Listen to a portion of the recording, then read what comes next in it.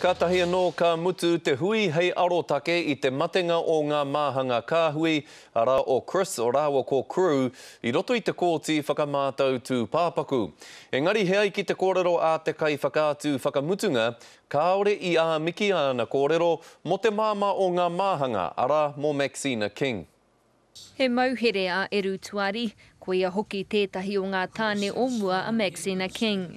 Hei tāna I te taha ia o te māma o ngā māhanga I te wā ka ki ia. I did it and I said, did what? I did it. I said, did what? And she goes, oh, f*** it.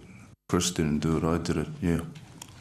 Engari I te wā ka tuku pātai atu te roi a Maxina King ki a Tuari, ka tipu te pōhehe mo te pono o ana kōrero.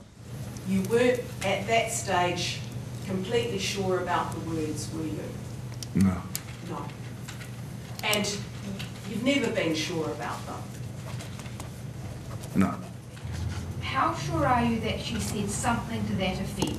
I didn't do it, Chris did it. Something to that effect. Pretty sure. Ko Tuari te kai whakaatu mutunga mo tēnei kōtiranga hau I ngā matenga a Chris rāua ko crew kāhui e 5 tau ki muri.